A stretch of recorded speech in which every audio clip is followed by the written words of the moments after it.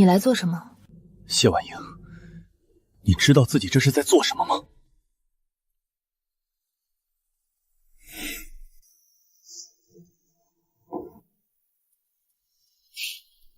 看够了吗？看够了就赶紧滚。谢婉莹，我只说一次，送他离开金山市这件事，我可以当没发生过。婉明姐，都怪我，然哥肯定是误会了，我还是走吧，别因为我影响了你们10年的感情。你走什么？小周从小在山区吃了很多苦，他不争不抢，只是想留在公司帮我排忧解难。你一个大男人，有什么好容不下他的？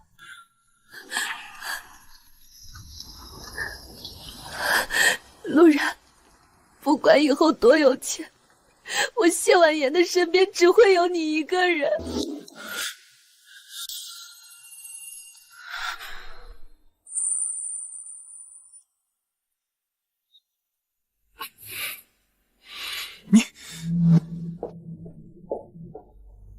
然哥，要不是你，谢婉莹她能有今天？你就这么放过他们了？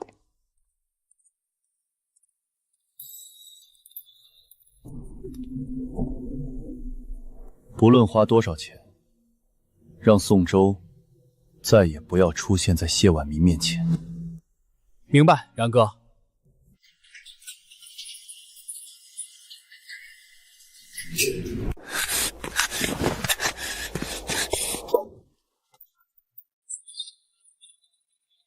婉宁姐，他们打了我，还威胁我再也不准出现在你面前。小周，没事了，我会让他付出代价的。然哥，医院出事了。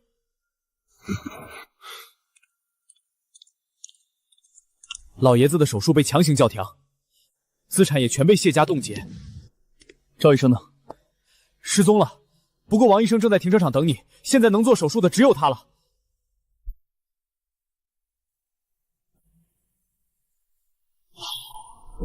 上车！陆先生，情况我也了解，目前很不乐观，这里到医院还要半个小时，我们尽快出发吧。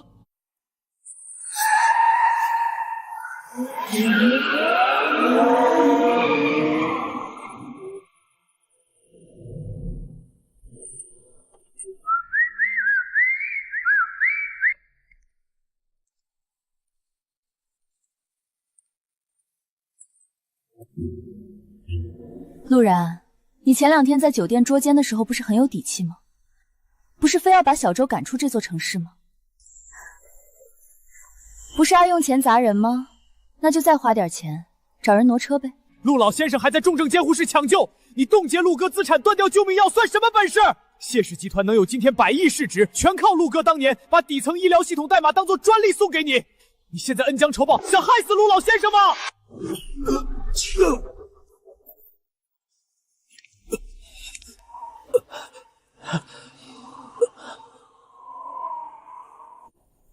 一条谢家养的狗，也配对我大呼小叫？少拿你那个死鬼老爸来压我！100万挪一辆车，加油哦，老公！你再不动，咱爸可就要死在手术台上了。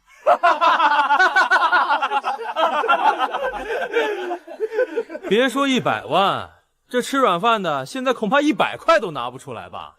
谁让他得罪了小周？那可是咱们谢总放在心尖上疼的人。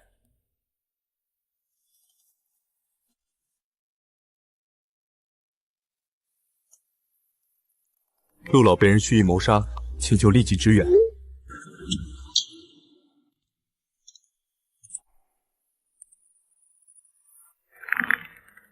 谢婉莹，我的资产是你亲手冻结的，我哪还有钱？你根本是要我爸的命！哼！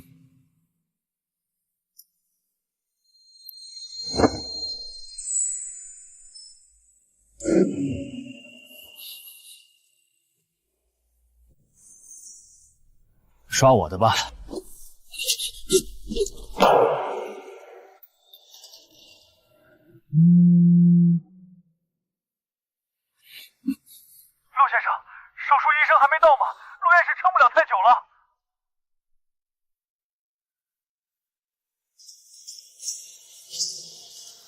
老公，我说过了，100万挪一辆哦。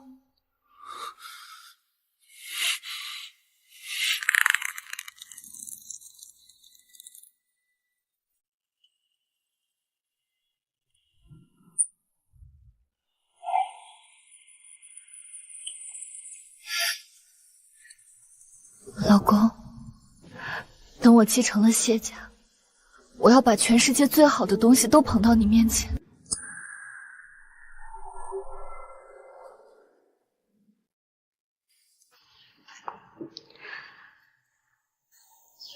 有了这个，谢家那些亲戚再也不敢看轻你。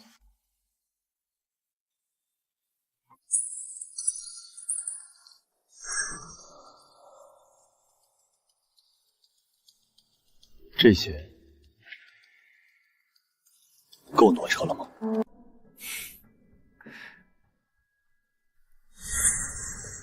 然哥，你这些东西怎么看着像高仿啊？这可是婉莹姐送我的孤品。然哥，你是不是被人骗了？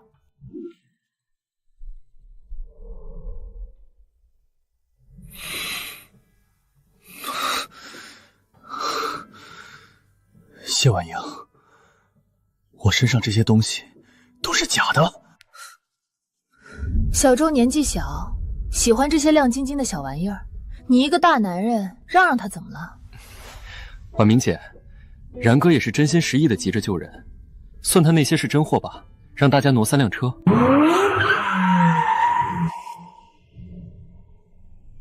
开什么国际玩笑？这点缝隙连个自行车都推不过去，你们存心杀人是不是？陆然，你要是肯跪下，给小周磕头道个歉，今天这事儿就算了，我就让人放你过去救你爸。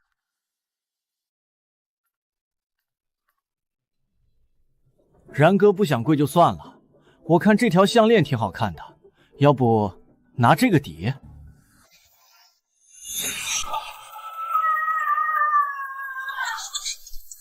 怕，妈妈在，我们马上就看。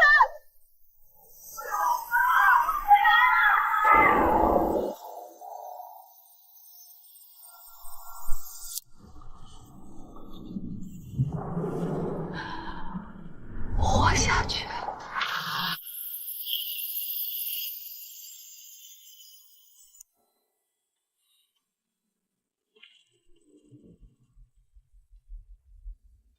谢婉莹，你知道这是我妈妈的遗物，难道你也觉得该用这个抵？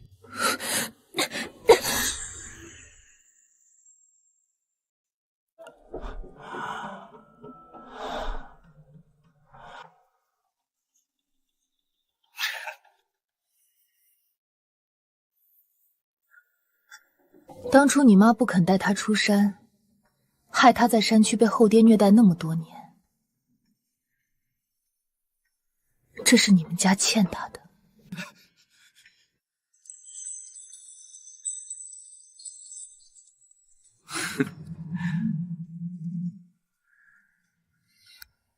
陆然，你不好奇婉文为什么知道这些陈芝麻烂谷子的事儿吗？当然是我在床上慢慢告诉她的。对了，顺便告诉你个秘密，当年把你反锁在教室里的人就是我。你不知道，你妈当时在门外哭着求我开门的样子，真像一条可怜的狗。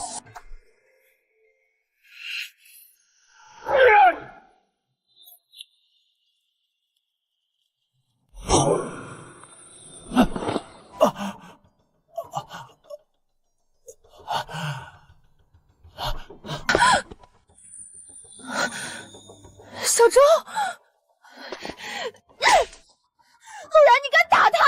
你是不是不想活了？让他脱，把他衣服全脱光，一件一件抵，不然就让他爸今天死在医院里。听见了吗？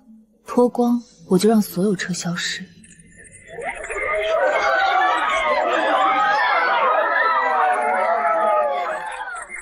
好，我脱。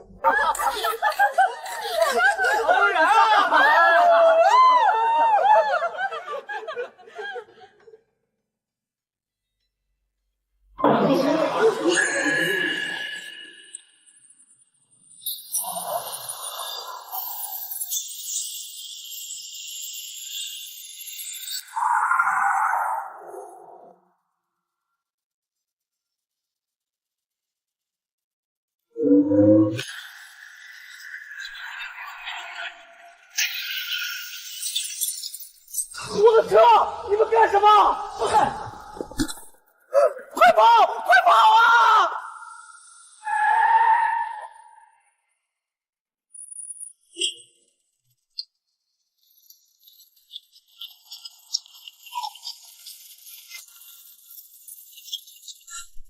你们什么人？谁给你们的权利？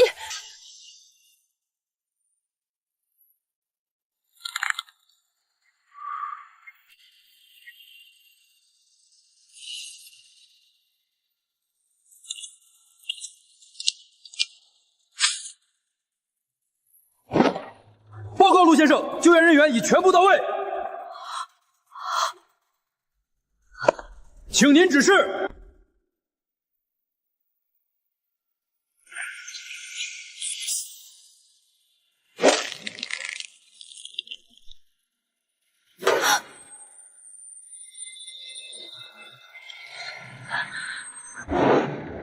陆然，让他们放开小周，你爸的事我可以。谢婉莹，你没资格提我爸。我妈的死，我爸的手术，还有你的羞辱，我会一笔一笔全部讨回来。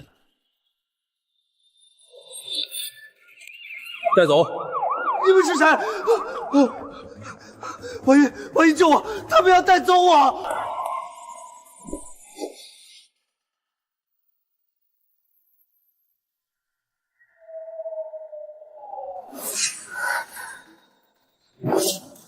陆然，你今天要是敢把宋周带走，我就彻底停掉陆老头所有的医疗供药。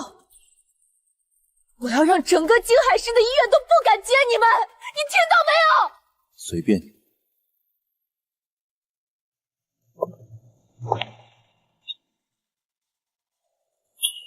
此人涉嫌窃取机密，并恶意阻挠紧急救援，立即移交警方。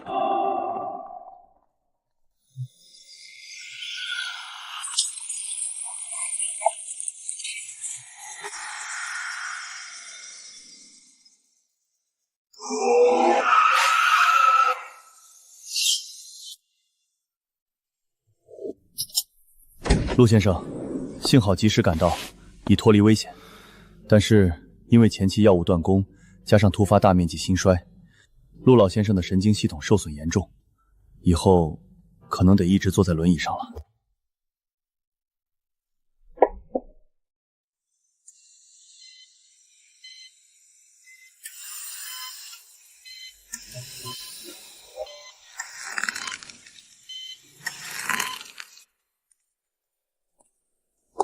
陆哥，谢婉莹那个毒妇，要不是她断药堵路，老爷子怎么会变成这样？更可气的是，谢婉莹居然动用了谢氏集团全部的法务团队，还砸了3个亿的保释金，以商业纠纷误会的名义，硬生生把宋周那个王八蛋暂时保释出来了。你看，他还要在明天召开深海 3.0 系统的全行业发布会，扬言宋周是在该项目的首席架构师。哼，借此转移媒体热度吗？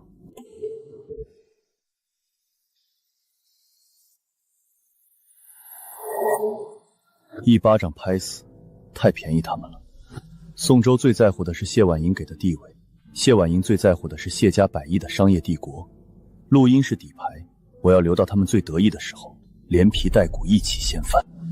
通知张律师，准备撤销授权协议。既然谢家觉得能有今天全是他们自己的本事，那我就把借给他们的东西连本带利收回来。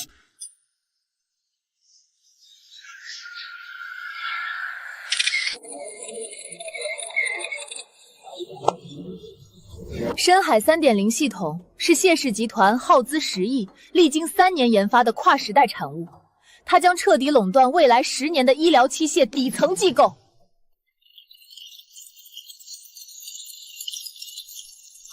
接下来，有请我们谢氏集团的首席技术员，也是深海3.0的核心架构师宋周先生，为大家演示系统核心代码。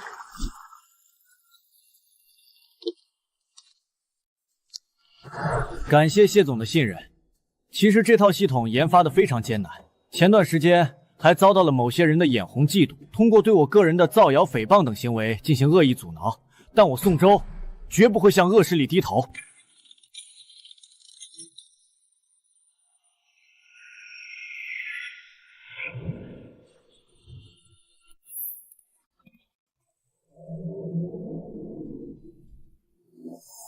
首席架构师，一个连代码都看不懂的文盲，也配叫架构师？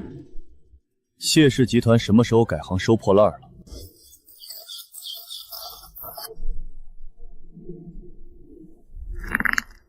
陆然，谁准你进来的？保安，把这个吃软饭的疯子给我轰出去！谁敢动？今天我们是来办正事的。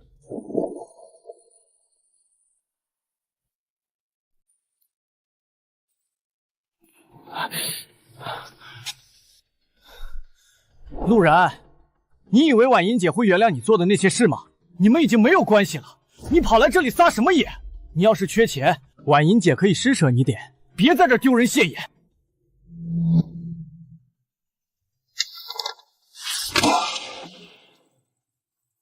谢婉宁，看清楚，这是深海系列底层系统专利撤销函。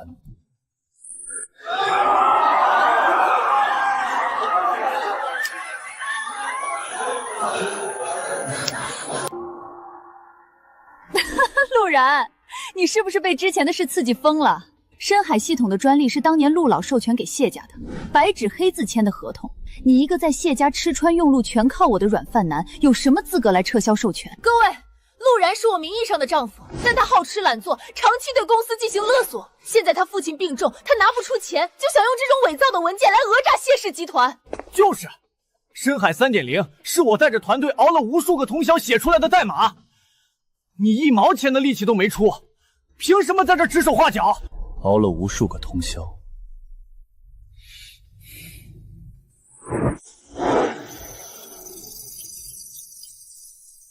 你要干什么？别碰我的电脑！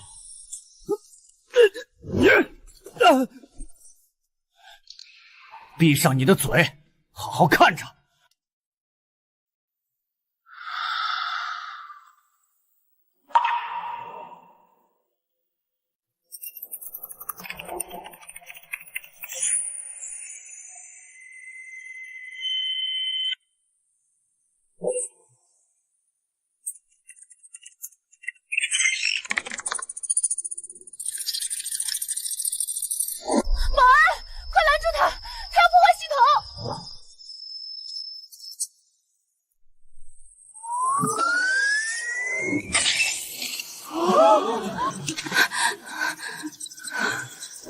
睁大你眼睛看清楚，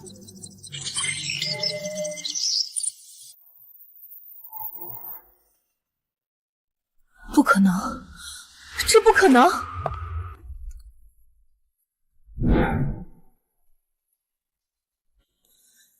这是陆老的专利，怎么可能是你的名字？陆宗平是我的父亲，他只是替我挂个名而已。谢婉玲，你引以为傲的百亿帝国，你捧在手心里的那个系统，不过是我当年为了逗你开心，用3天时间随手写出来的罢了。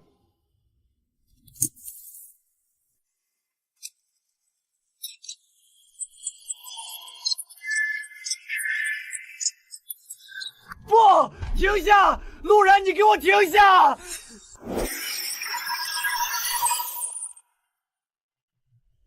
从这一秒开始，谢氏集团旗下所有搭载深海系统的医疗器械全部瘫痪。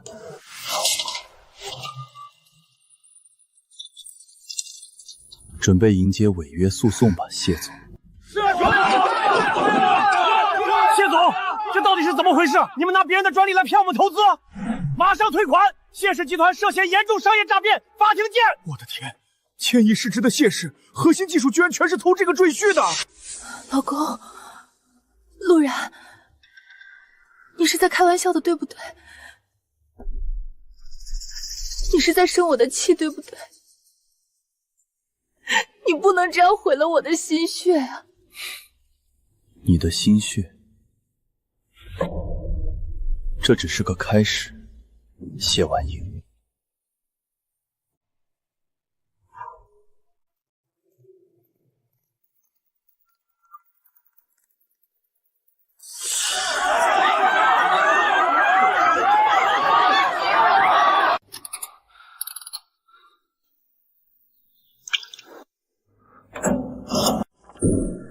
陆哥，真让你算准了，宋州那个狗东西果然狗急跳墙了。昨天半夜，他偷偷潜入了你之前在谢家别墅的书房，把你故意留在保险柜里的那块诱饵硬盘偷走了。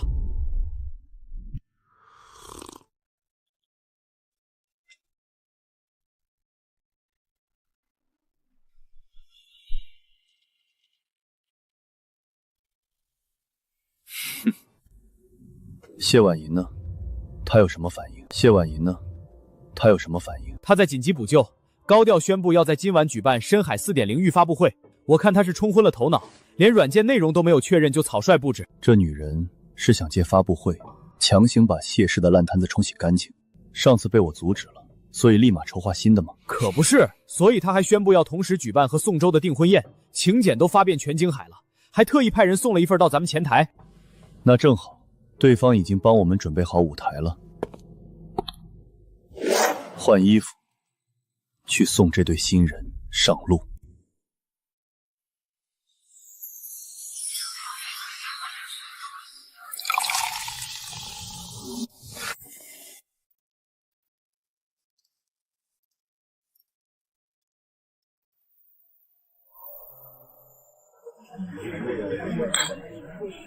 各位放心，之前的系统故障只是小问题，小周已经完成了底层架构的全面升级。有了深海 4.0， 谢氏不仅能扭亏为盈，还会让那些企图窃取我们成果的小人付出血的代价。多亏了婉莹姐的信任，为了这套系统，我确实熬了几10个通宵，但这都是值得的。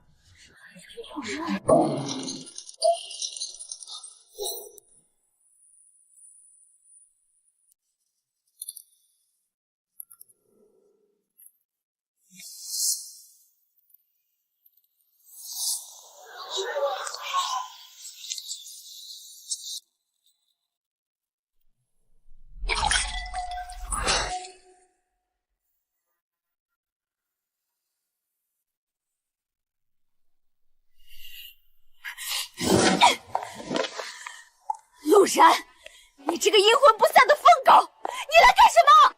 怎么，看到谢氏不仅没倒，小周还研发出了 4.0 系统，你害怕了，想带人来砸场子？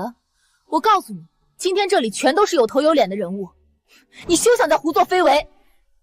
谢婉莹，我确实是来砸场子的，不过砸的是你的棺材板。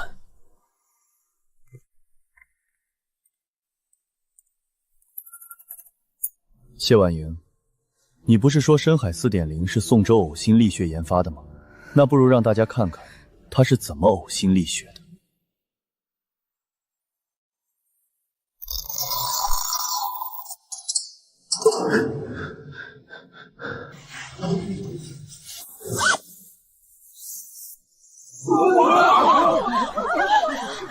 这是偷窃！那个宋州竟然是去偷的资料！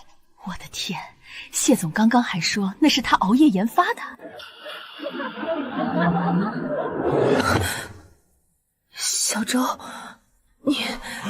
你不是说那是你在酒店写出来的吗？不是的，婉莹姐，你听我解释，那个监控是伪造的，是陆然合成的，他嫉妒我。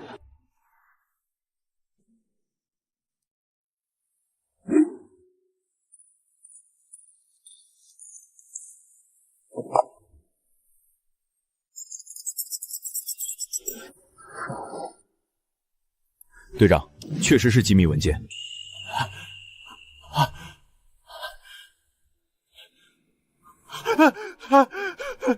婉英姐救我！我不知道那是机密，我只是想帮你啊！我都是为了公司，婉英姐，你一定要救我！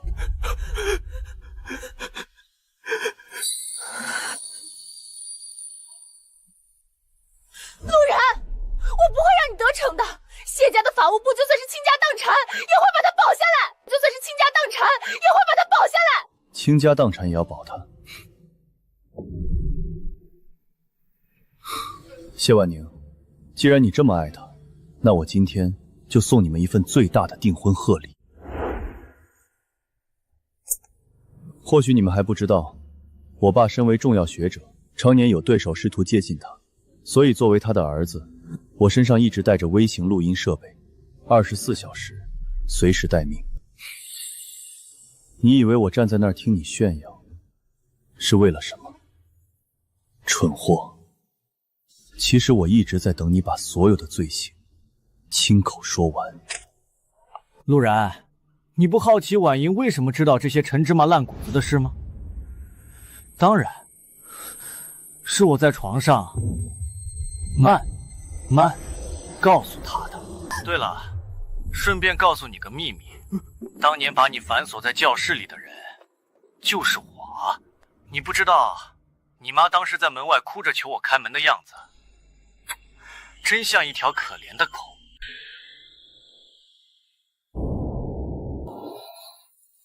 你在床上说那些话，只是在玩我。你在床上说那些话，只是在玩我。陆然的妈妈，是你杀了他，还有陆老，我为了你，我都干了什么啊？婉英姐，你听我解释，那是合成的，那是 AI 配音。滚！你是个杀人犯！你利用我，你把我当傻子耍！我要杀了你！我要杀了你！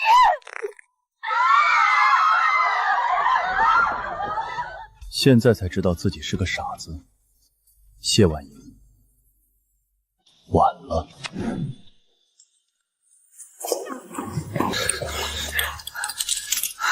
宋州涉嫌窃取国家最高机密以及10年前的故意杀人罪，这次天王老子也保不住你，带走。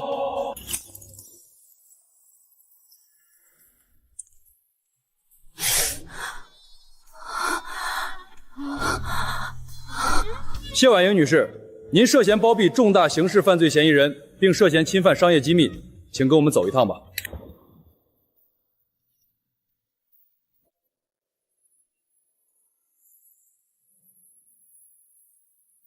谢婉莹，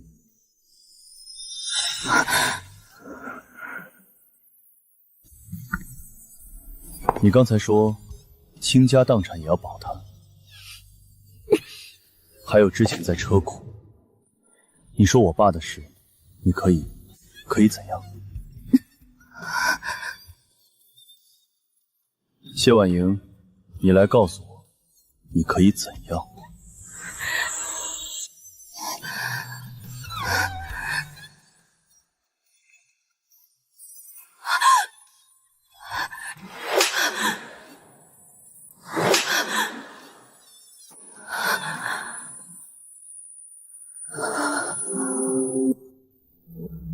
你可以把我爸还给我吗？你可以让我妈活过来吗？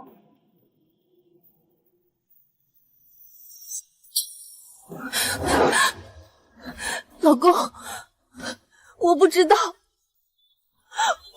当年是他对你妈妈下手，他只告诉我他是正当防卫。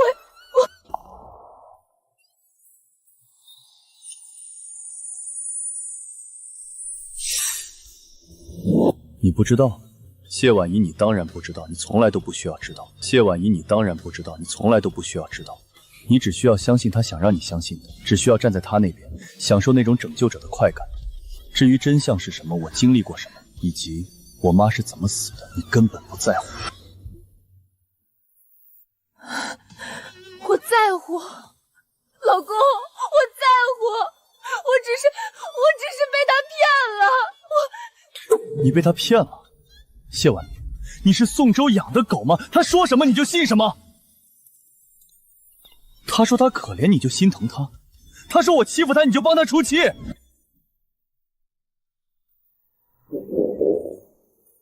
我追查当年那场洪水的事故，每次查到关键线索就被拦住，也是你让人拦的，对吧？我妈临死前被反锁在门外，看着自己的孩子困在里面，只能哭着求那个杀人犯开门。你多伟大呀！把那个杀人犯捧在手心里，一口一个小粥和心疼。谢婉莹，你告诉我，你心疼他的时候，有没有想过，那个失去母亲的儿子是谁？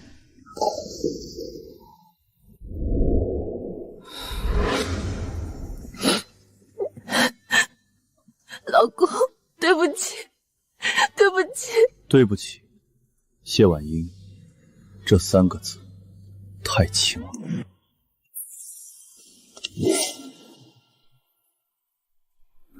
老公，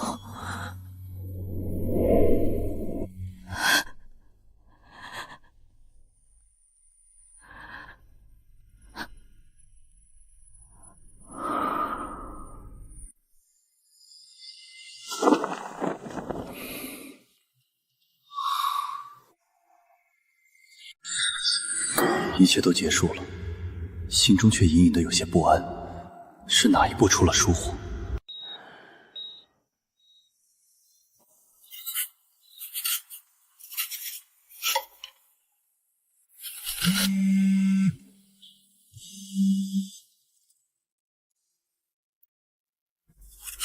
陆先生，情况有点变化。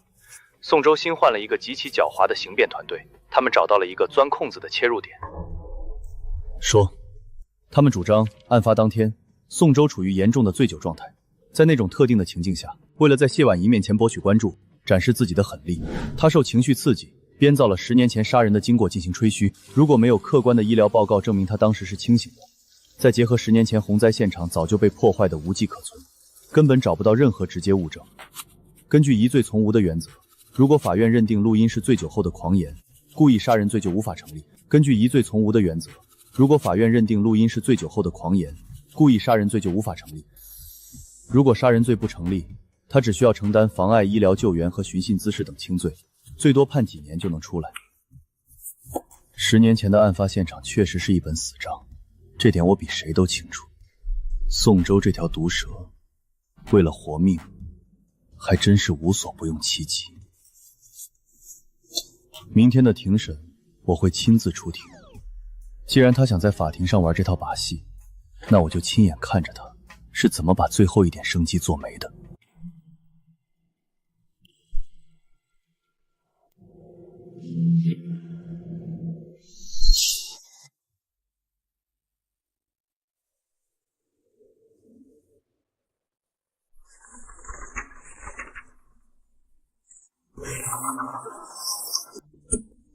对了，当年把你锁在教室里的人是我啊！你妈哭着求我放你出来的样子，真像条可怜的狗。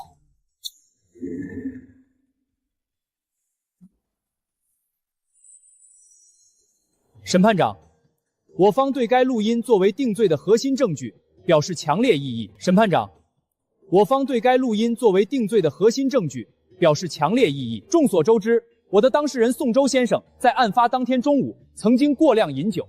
当他在地下停车场与陆然先生发生冲突时，由于受到对方言语刺激，在酒精和极端情绪的双重作用下，产生了一种病态的炫耀心理。在这段录音中，它的内容完全是酒后的信口雌黄，是为了迎合当时的情境刻意捏造的谎言。反对！录音中被告人的逻辑清晰，语言连贯，且能够准确描述10年前案发的具体细节，这绝不是一个醉酒之人能够凭空捏造出来的。反对无效。公诉人说他逻辑清晰，这只是主观判断。人在处于某种特定醉酒状态时，往往能编造出逻辑自洽的谎言。请问公诉方，你们有案发当时我当事人的血液酒精浓度检测报告吗？由于当时属于特殊情况，并未在第一时间进行酒精检测，但这不能没有检测报告就无法证明他当时是清醒的。审判长，10年前的洪灾案发现场早就无迹可存，除了一段在情绪失控和疑似醉酒状态下的录音，检方拿不出任何一丁点实质性的物证来证明宋周先生真的同当年的事情有关联，孤证不立。我们绝不能仅凭一段可能是在酒精催化吹嘘出来的录音，就给一个年轻人定下故意杀人的死罪。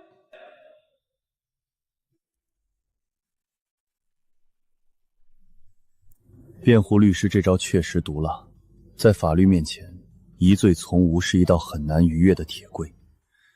只要无法100%证明宋周当时的清醒状态，这段录音的效力就会大打折扣。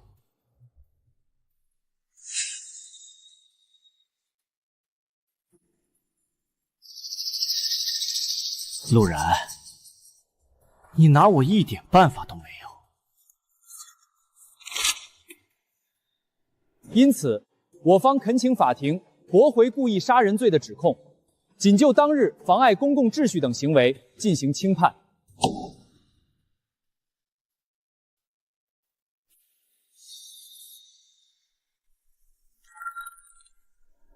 法官大人，法官大人。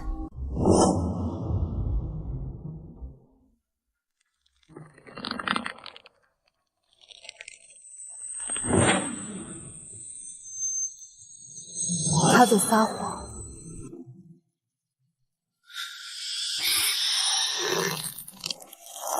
审判长，这是共同被告的恶意攀咬，他现在情绪极度不稳定，证词不能采述。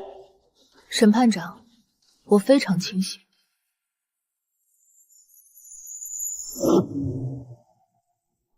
案发当天，从早上8点他来到我家，一直到下午我们去地下停车场堵陆然。整整7个小时，我们寸步不离。他根本一滴酒都没有碰过。他在停车场对着陆然说的每一个字，都是在他极其清醒、理智，甚至自鸣得意的状态下说出来的。他没有罪，他就是个披着人皮的畜生！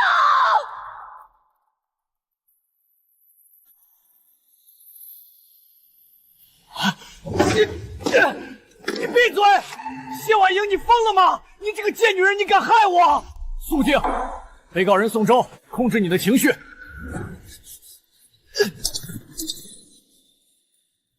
被告人谢婉莹，法庭讲究的是证据。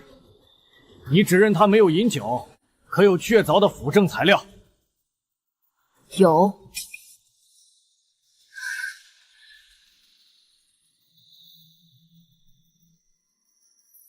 当天中午11点半，我和宋周在京海市中心商场的樱井日料店用餐。那家店实行严格的会员制和实名账单。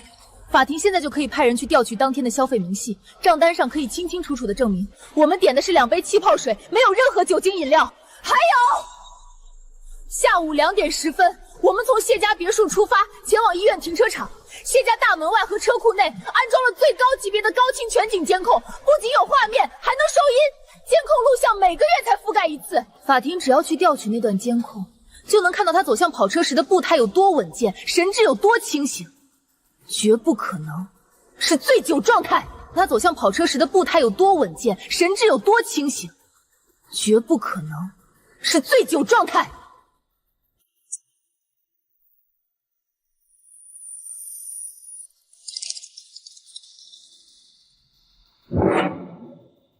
现在宣布，休庭1小时。公诉方立刻协同警方前往谢婉莹提供的位置调取相关消费记录和监控录像。这1个小时的休庭期，对宋周来说，无异于凌迟。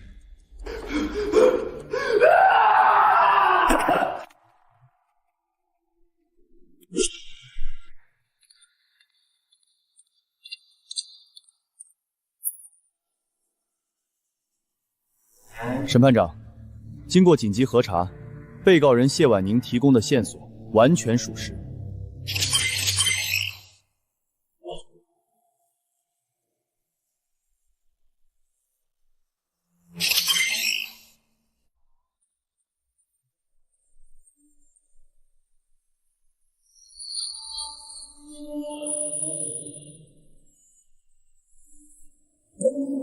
被告人宋周，辩护人，你们对上述证据还有什么要解释的吗？被告人宋周，辩护人，你们对上述证据还有什么要解释的吗？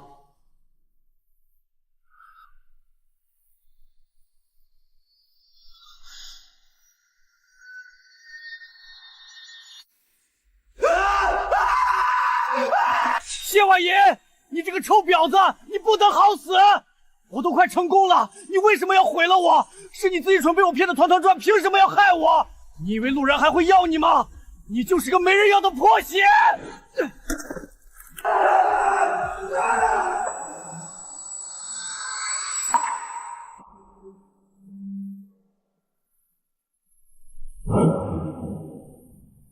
被告人宋周为掩盖自身罪行，10年前故意锁死房门，导致被害人溺水身亡。犯罪事实清楚，证据确凿，手段极其残忍，情节特别恶劣，且在庭审期间企图捏造事实，作伪证，逃脱法律制裁，毫无悔改之意。现以故意杀人罪、诈骗罪数罪并罚，判处被告人宋周死刑，剥夺政治权利终身。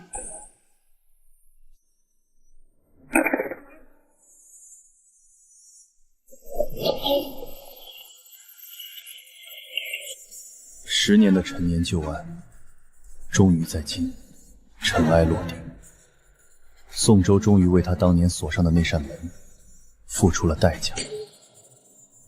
被告人谢婉莹虽涉嫌妨碍紧急医疗救援及一定程度的包庇行为，但在庭审关键时刻主动提供重要线索，彻底击破了主犯的伪证，有重大立功表现，且认罪态度极好，依法予以从轻处罚，判处有期徒刑3年。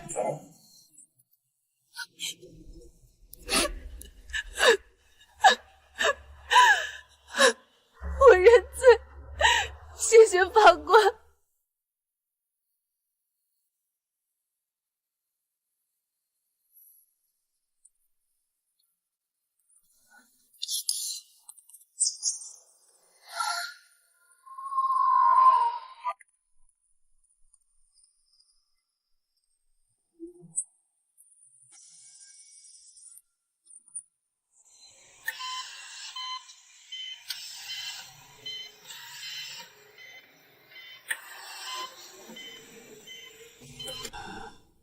结束了。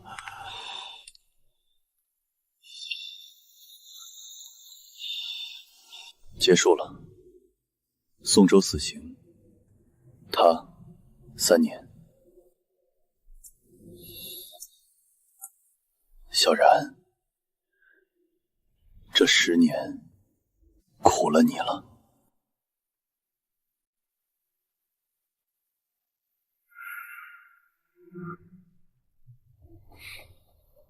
爸，不苦了，就当是当年创业时我买他那一饭之恩的利息。现在账清了，一身轻松。是啊，该放下了。前2天院里的老周来看我，说深海医疗项目的核心架构还等着你回去带团队，等您出院，我就回去销假。我本就只是个搞研发的，这些年为了谢婉宁的公司在后面做牛做马，荒废了不少本行。现在我只想安安静静地做点实事。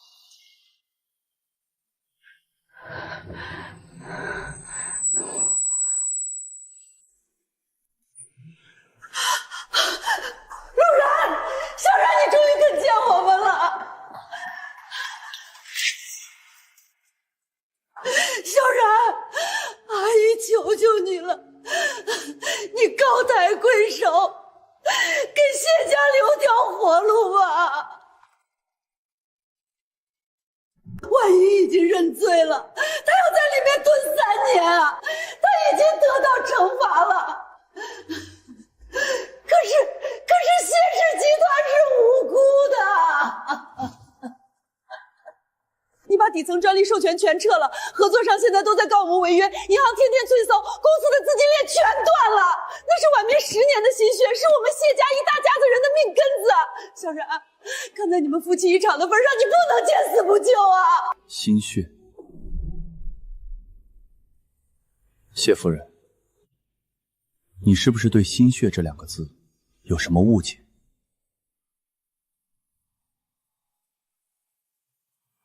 谢家引以为傲的深海医疗器械系统，最核心的代码架构是我熬了3个月通宵写出来的。谢家现在的市场面额，是我爸拉下老脸找以前的同行要的渠道。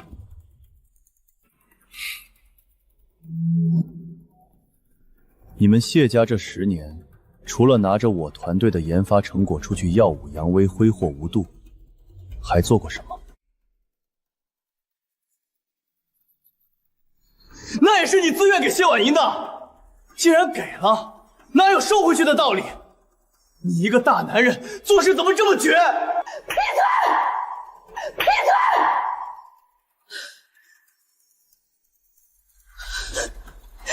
小然，子昂不懂事儿，你别跟他一般见识。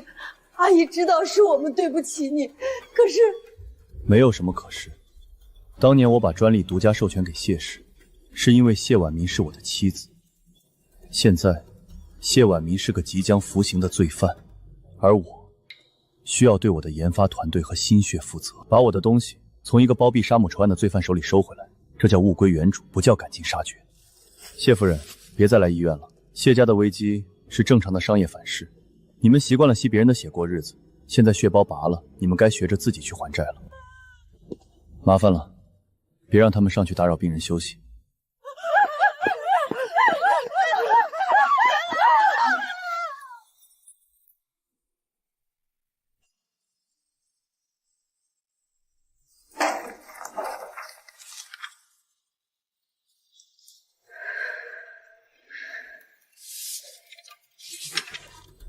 谢女士，这是陆先生委托我送来的离婚协议书，陆先生已经签字了，请您过目。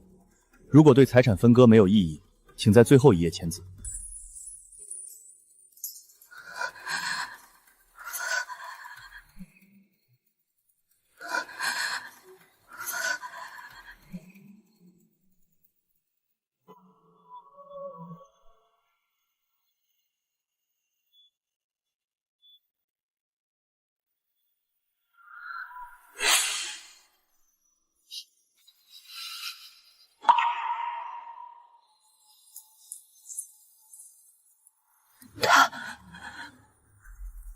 他不肯来见我一面吗？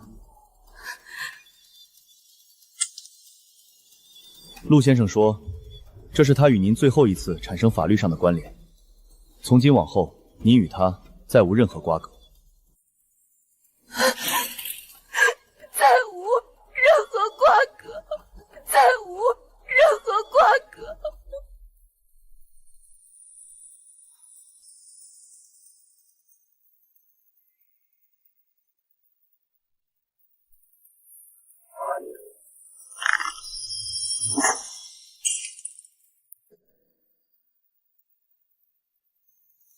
我签。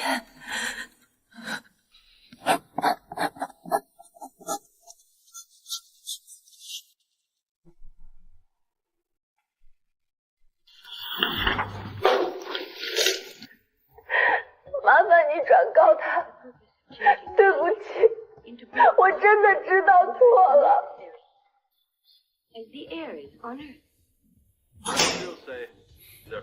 谢女士，保重。I'm afraid not.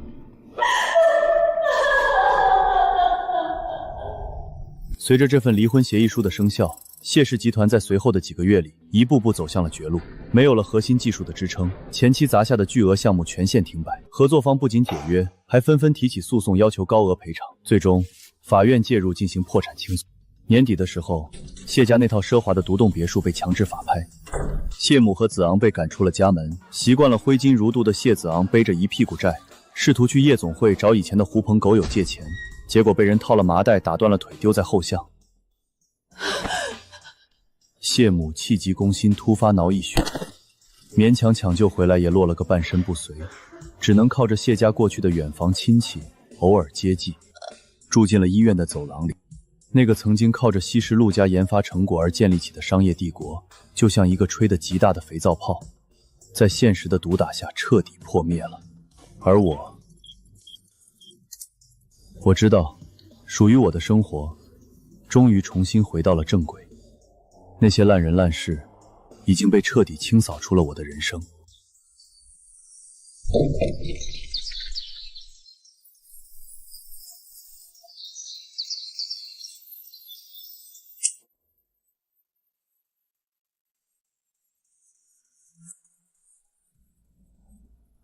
小然，厨房锅里还有2个白煮蛋，你带在路上吃。爸，我今天项目最终验收，晚上可能和同事聚餐，晚点回来。您下午要是去隔壁李叔家下棋，记得多穿件厚外套。知道了，别啰嗦，赶紧去上班。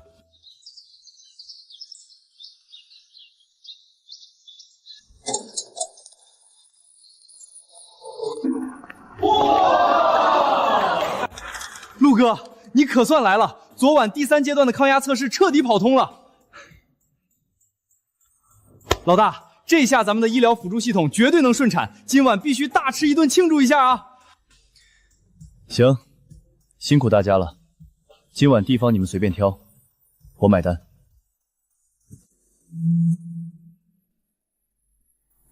耶！陆哥万岁！行了行了，都别高兴得太早。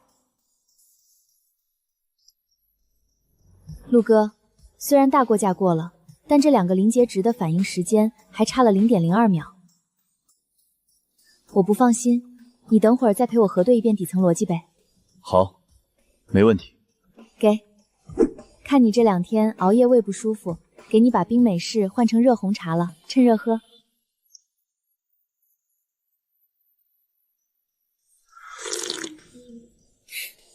谢了。不知不觉都认识2年了，苏童，平日里辛苦你关心了。陆哥，你这是在说什么呀？耶！全票通过！陆哥，今晚必须去吃隔壁家最贵的日料。行，走吧。吃亏我算你们的。陆哥，我先去对面的便利店买包纸巾，你在园区大门口等我一下啊。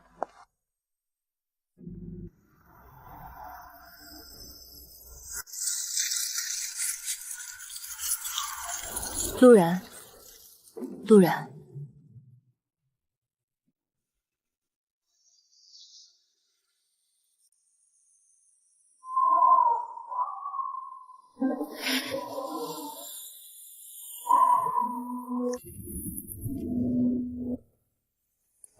我今天刚出来，我去疗养院打听过，他们说叔叔身体好了，你在这个园区上班，所以我就……他们说叔叔身体好了，你在这个园区上班，所以我就……有事吗？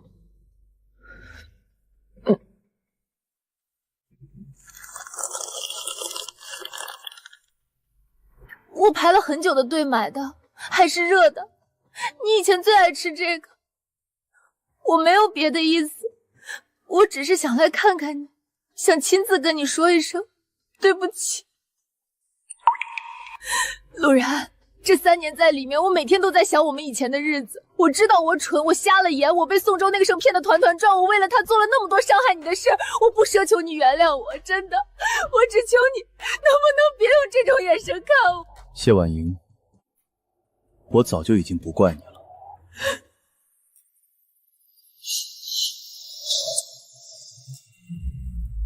因为责怪是留给有关系的人的。我不怪你，但也永远不会原谅你。你对我来说，只是10年前认识的一个无关紧要的故人。10年前，无关紧要。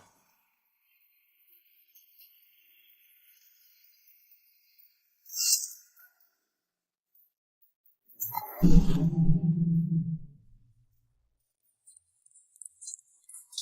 哥，买好了，走吧。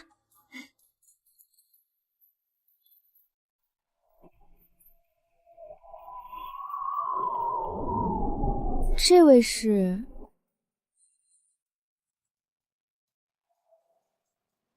一个问路的陌生人。走吧，大家还等着呢。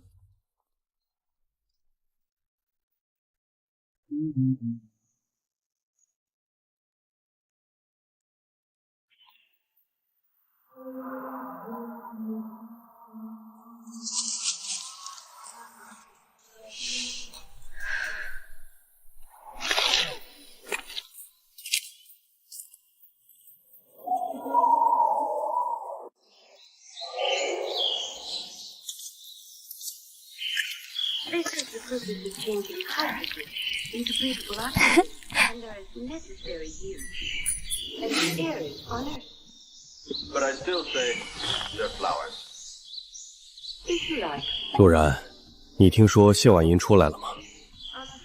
我听之前的同事说，看到她离开静海了。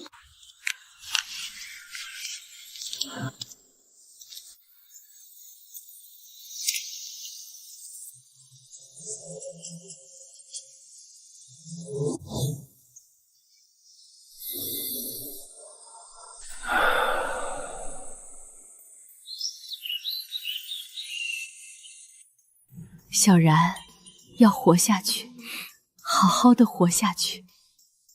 妈，你放心，我不但活下来了，而且活在了阳光里，那些阴霾已经永远的过去了。